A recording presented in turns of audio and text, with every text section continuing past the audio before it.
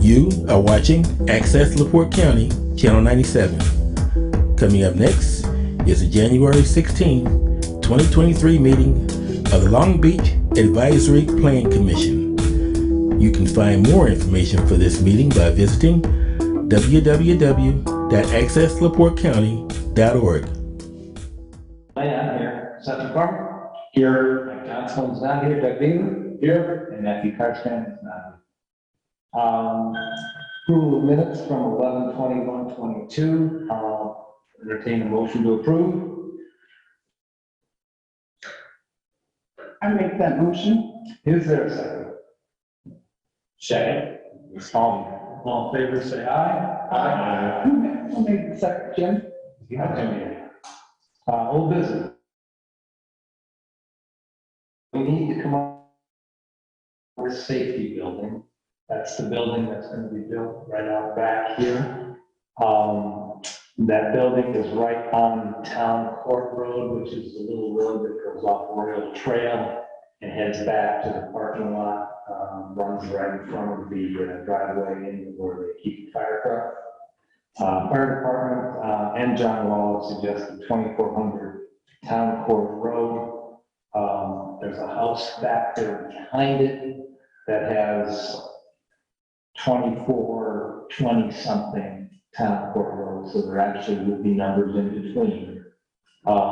This is 2400 Oriole, that would be 2400 Town Court. I guess that's the only concern, that people be confused at the two 2400s, but since that's the recommendation, I'd say we go with it, but I'll open it to discussion. Anybody have any other ideas on how to put that address in? If not, I'll make a motion to call it 2400 Town Court Road. Is there a second? I'll second. Any other discussion? All in favor, say aye. Aye. All right, cool. Okay, next, the request for Crystal May Homes to split their lot. I think I sent everybody pictures of what they would like to do, and they're here.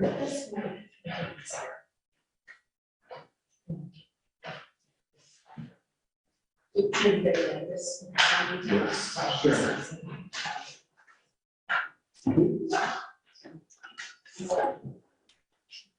Yeah.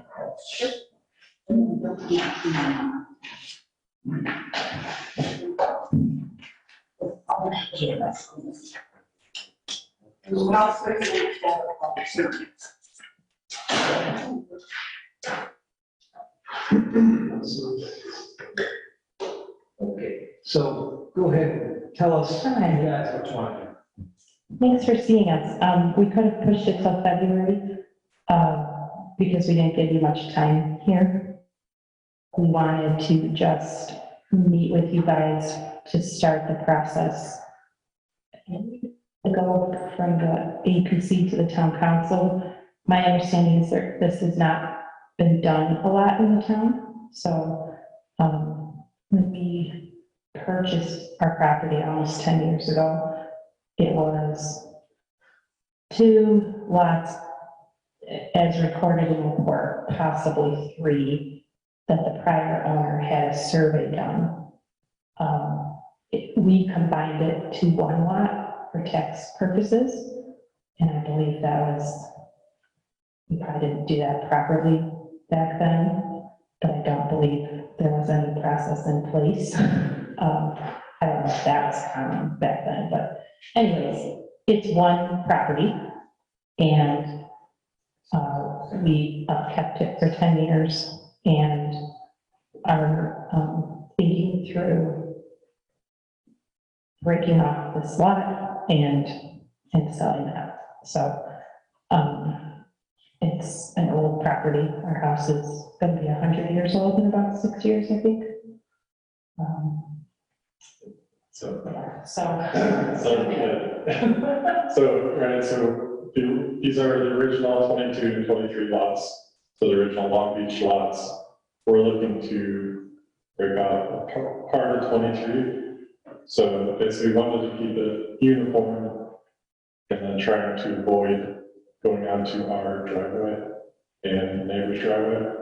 So basically, as much as we could do to get to the the 12,000 square foot, so it's kind of, so it's not the actual original Long Beach 23 line, it's gonna be a different one. But we try to keep it as kind of, And so, do you own 21, 22, and 23? Your parking spaces just on 21? we do not have 21. Okay. 21, I think is the goal. Okay. So So we you have, own all of 22 and 23?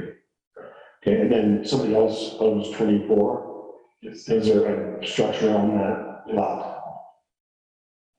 there's a house, and then 25 is mostly vacant, like our number 23, and on the other side of their house. So, and that house has, their outdoor space is in the back of the house and on the side of 23. Or is it 25, sorry. So, Is that Andriana? correct. Okay. So that's Janet Andriana, it's like a huge steep driveway, Yeah, okay. you know. Just by way of some background on the process here, just to, what Meg, this hasn't been done. The last one was Megan Applegarth and talking to other colleagues, Applegate, sorry. And talking to other colleagues who practice in this area, and I haven't thought any, nobody's aware of who's actually gone through the process and actually subdivided things properly, because in the past, people have just recorded deeds and slipped them off from the county as recorded. But in the last handful of years, the county has started to catch these in general, because they want to make sure they're approved, and each municipality has procedures, and there has to be certain stamps and language on these plats. I got the sense Meg wasn't sure about combining, whether there's a procedure there isn't. That's what usually towns want, is to combine them into one, so that there's less. Here, reversing it out, I will say, and this will be for a different day, is a reminder that I brought up to this plan commission. There is actually in place in the state code, and I strongly suggest that we look at this, something for you to consider, because you can do an administrative subdivision, and there isn't as much process. Your subdivision code isn't set up for something like this. So essentially, they're coming before you like somebody who would be building a subdivision that we traditionally think about, with process, and then you approve it, and then they go, you recommend or don't, and then they go to the town council. So that's forward thinking, but the long and the short is, procedures, they make the application, you decide if they're in compliance. There would be a ton of requirements that are in the code that don't apply to them. Street cuts and curbs and all of these, the infrastructure, like the newest subdivision, when was the last one that was built? I mean, it's been some time now, but, so just reminding you process wise, only the second, anybody that I've talked to that has come before you, rather than just doing it, number one, and two, it's just a matter of whether you approve of the concept, and then, my job, I'll walk you through the process, but that's really it, is splitting off that one lot into two, and forming lots. So as of right now, we don't have like necessary criteria or a standard by which to like judge an application. You do, but you also have the ability in that to vary from that, because they don't apply. So your code is flawed in that, but not like you would think on the BZA or other, no, you don't have an overall criteria. My recommendation would be to you, is if you were inclined to make a decision, is you'd be waiving or making a finding that it's outside of all of those, because they don't apply. Okay. Well, I mean, I think there's I don't know what I don't know about creating a standard, like, doesn't mean anything, but we have the idea of like, if this is allowed, this is local, right? So your biggest problem here, you cannot, well, I shouldn't say that. You can do what you'd like, and you can make variances, but splitting it off is two buildable lots, and there are requirements under the code of 12,000 square feet and certain frontage and those kinds of things. So if there's any variance from that, you can certainly consider that Do I think under the code that you have the ability? Sure. To find, 80-foot frontage is what's required, right, the lot width. And this one falls just short, the new lot falls just short of that in my review. And we. It's more than that. We can discuss that, if that's okay. So, when we met with Hendricks to kind of look at this, what happens is our driveway is that little box on the bottom left of 23. And it's an old driveway that, well, they must have fixed it at some point. It used to have a garage, so before we bought it, they had torn the garage down. We have a shed down there. The reason we didn't put it to the full 80 is because of the driveway. But we can, worst case scenario for Chris and I, we can scoot our shed over and make the 80 feet with settling about 3.5 feet of the driveway. Or we can do that in a survey to make the lot what we believe, I think, is totally conforming. But we potentially just have to work that out with whoever would buy it, how to deal with the traffic. So, or we could do an easement, but we were trying to avoid that. If we stay in this house forever and pass it to our kids, so they wouldn't have to deal with that. So, you can't leave the driveway, and we only own that property line. There's a little tiny corner of the neighbor's driveway that's on the other side. So when the current owners bought that, they came to us about that. It was about a day and a half, and they wanted, nothing ended up happening with it, but we told them it was okay. So they will have to work that out with whoever buys it as well, that they have an understanding. So what did we do with Megan Applegate that sets a precedent? Just going through this procedure, Megan's, they're not necessarily apples to apples, because she combined, and then she had various plans. The precedent that Megan did was actually coming to you and asking permission to do this, and then not recording a quick claim deed that got a legal description and broke it off into two. So the precedent is that they're doing it the right way, I guess, is that some of the.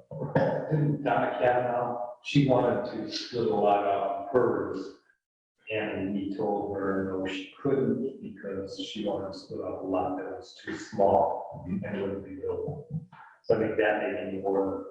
I think that is historically, you need to have a buildable lot. The way going over these today, and I went over them with the building commissioner too, and the Forest Culture, obviously there's a family relationship, but I wanted to make sure I went over these plans with Larry and going through these calculations. They are 2 buildable lots already by square footage. The only flaw here is the frontage and the way that this is shaped in the little notches here. It's just shy of less than 5 feet, essentially. That would be the difference. There is a way to correct it. Do I think you have a way to have a vary around that requirement?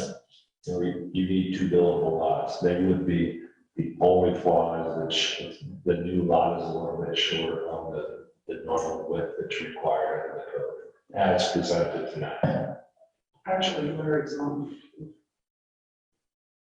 Yeah, so we don't know how long doing the actual survey would take.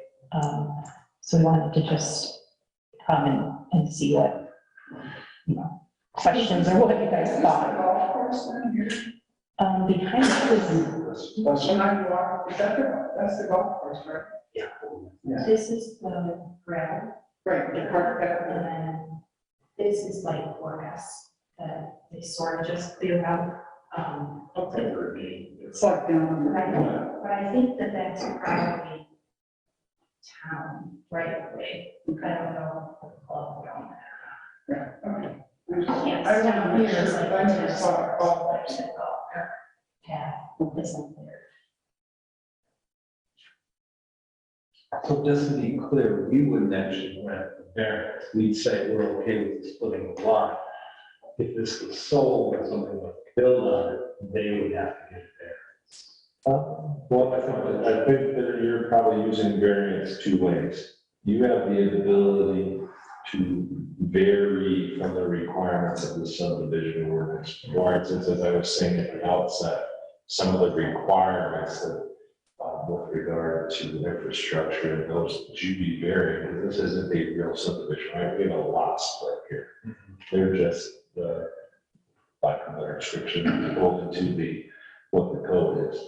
Another way to look at it is, yeah, you do it short of this, wouldn't be a buildable lot, but I wouldn't say that the precedent has been that you've been splitting off lots and it's not buildable. You could split it off, but it's not a buildable lot.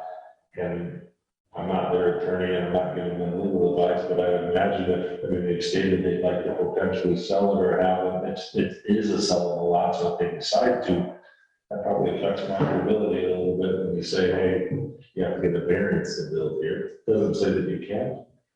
You could break it off and approve it, be subject to.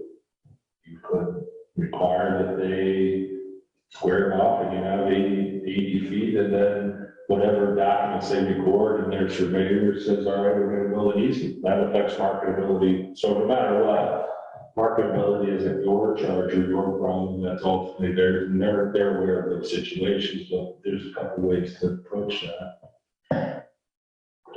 And so what are we defining as a subdivision? Because we are splitting apart part of lot 23, right? A subdivision is splitting a lot. It exists right now. It's one lot. So there's two lots within their greater taxable. Is that for tax purposes only? And so that was another question that we'd have to see how that was really parceled off, because combining it doesn't necessarily, and that could be a question that we can find out with the county. Combining it for tax purposes is different than combining these lots and breaking them off, right? So that's not a pointless offset. It's something that to save themselves time, money, and effort, they may not have to be before you. Okay, but then then what is it, and this is me really asking a question because I have no idea what's going on, and I can't imagine that we have nothing to pull. So is the subdivision code that we have related to lots only, or they parcels? You split two parcels of property, so when you split two of our lots, and that's what you're doing here, you're breaking them off, so it is technically a subdivision. And again, why most people haven't come and done this, and then your code hasn't caught up. For instance, Michigan City, they have an administrative subdivision that allows a decision maker, for instance, the building commission, that would say, oh yeah, this is a no-brainer, you comply, you get it. Instead, the technical requirements, they're here doing the right thing. Not everybody historically, and I'm not even saying 5, 10 years, historically, people have just recorded the deed and moved on. Right. And are we redrawing parcel 23? A little bit. A little bit, right? And that's kind Just of like because of the where the driveway. bottom line is to here? Okay. I know that. So, Can't see I mean, that. we can, we can scoot that line, or whether we, I don't know, can we go up and over? That maybe wouldn't make as much sense. Leave it to your surveyor, who's also the county surveyor, right, whatever, they can be creative enough to find a way. The total size, there's compliance in there somewhere. I guess how far back does frontage go? And maybe that's a building commission question, but, Well, but it's just the width, it's the width of the front, yeah. okay. So, The width of the access. yeah, in terms of subdividing the lot itself, they're gonna be the owner and pay taxes and be responsible for it until they sell it. And then that person will be, the new buyer will be responsible for getting the permitting related to building. I mean, with no criteria to go by, I don't know that I necessarily have a problem with it. What I don't want is to have lots that are just kind of taking up space, but I guess we can't do anything about that anyway, because somebody else owns lot 24, right? Well, the house, there is a house in 24. Right, that's what, yeah, and it's not, it's a different order, is my point. So Chris, is that 80 feet frontage, is that 80 feet where the lot meets the pavement of Florida Avenue? Or is that, because of the right of way 10 feet back, the right of way is wider than the street?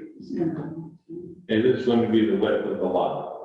They need to have, the width of the lot is what is the But front. this bottom part where it meets Florida, and I think Florida's down here, Yes. is it 40 feet, 80 feet from here, or is it 80 feet here? You know what I'm saying? No, it's their property. Just there, right? So, okay. And, So we have to scoot this. yeah, it's less than, it's 5 feet, give or take. Can you show us what you showed us? But I understand is that we're to scoot this. Okay, so this is the rule. Okay. Because we're gonna do it. Oh, And so and so you're talking like a couple of feet. it's 104. So Yeah. And we expect to be built This as, is a bigger radius for Yeah. what we are looking to do. Well, it's just my. So it's just, that's why I wanted to come and kind of hammer it out for how it could work. And that's Chris and I need to decide this, Chris. If we do want to sell it, like Chris Willie was saying, do we want the next person to have to get a variance? Maybe not.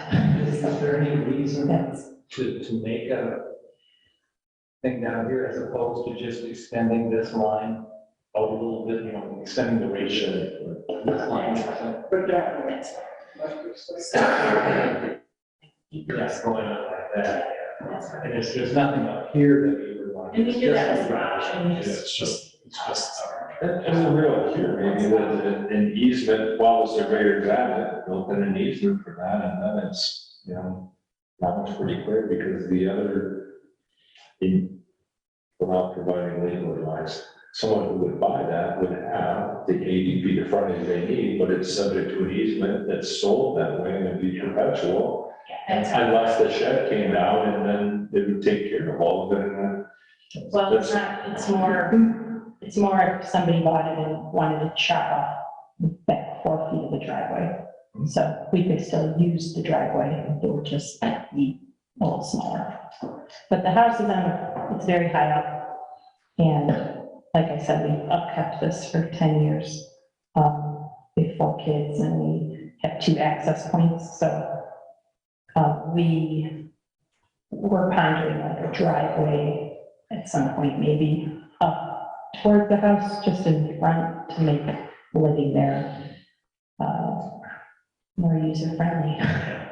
is that, parking space on the backside, is that yours or close? A portion of it is ours, but our front door of the house is on that side, so on the floor mount part where the down parking spot is, that's our kitchen door. And there's about 3 flights of stairs up on that side and another double flight up to the kitchen. So on the club side, there's about 18 steps from the parking lot. So we park there a lot. We park down in the summer more. We have a relationship and it's always worked fine, but long term, when our kids get a car, we love the house and want to stay, but it's very old. We put a lot of all our projects that we try to do. So it's been 10 years and we want to stay. So we're trying to make it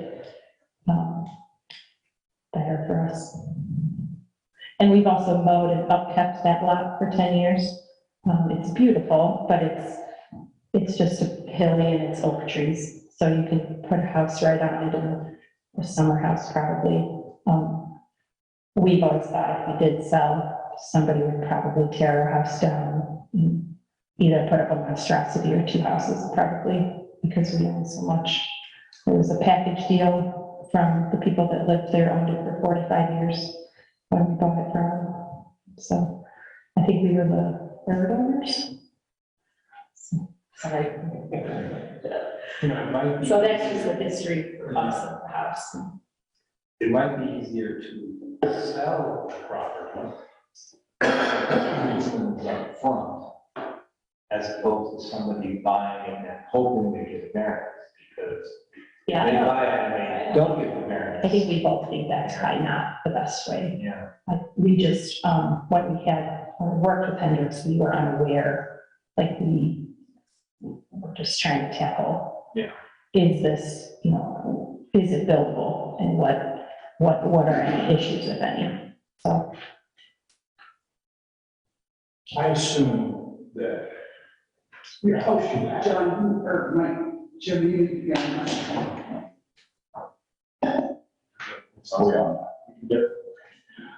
I assume the house you have fits well within the 35% of the lot you have. Is that remain the case after you split the lot? so we noticed the Hendricks put the 12,000 square feet for the new lot. I believe there's at least 16,000 and change, maybe 16,500 left on our lot, which you can see is like down below our house is a lot of like rounded yard, big part of it's right of way. I think it's at least that, if not more. We almost thought it was more. I believe we own an acre. And then going over that, it would be more than fine, but it's not unreasonable for you, as they're still working, and this is a work in progress, to want to see lot coverages, so that you're not putting them in. Now you've Yeah, I essentially. think we put can them in ask a them to non-conforming do lot. that for us. Yeah, I think we can easily ask, whether we have another sketch done that scoots that line and puts square footage. I mean, it would be helpful if anyone can think of anything else that is going to be an issue, but yeah, I would have no problem with you moving it this way, increasing that radius on this, or going this way, either one.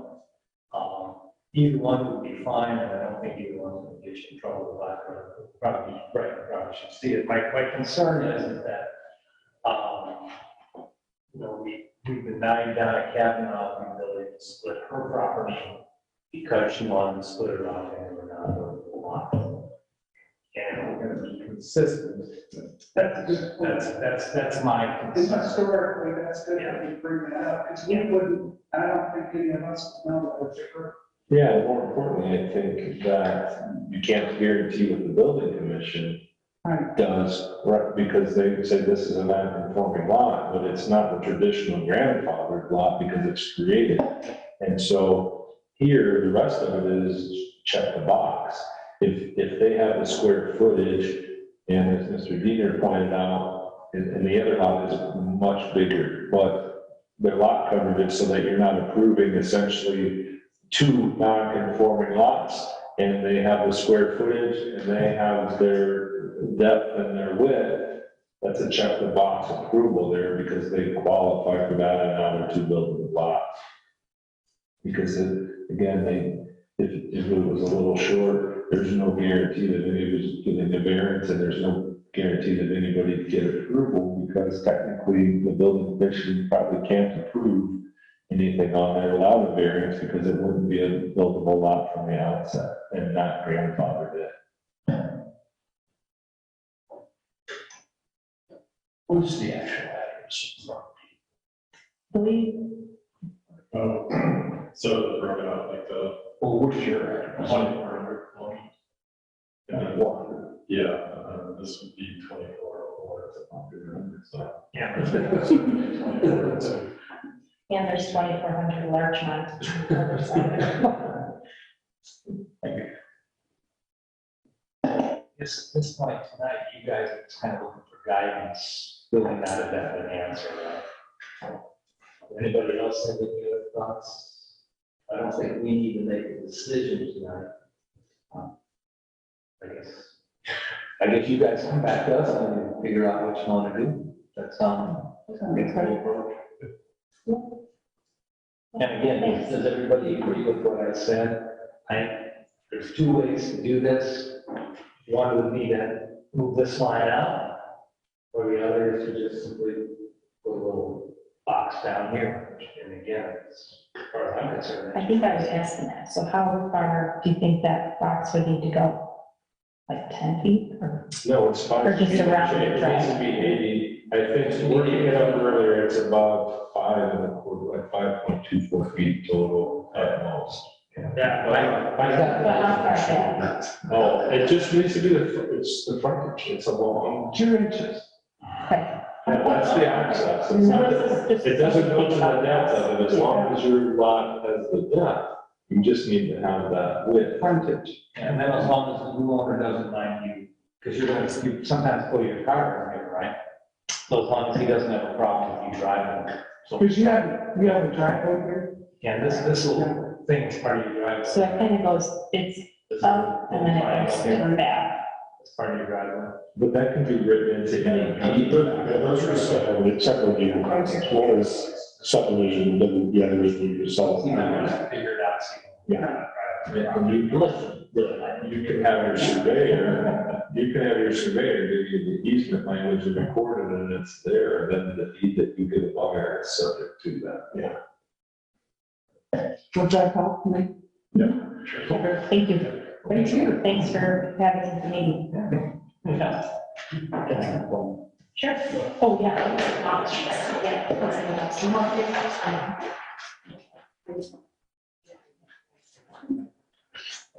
Do you need one for the record or no?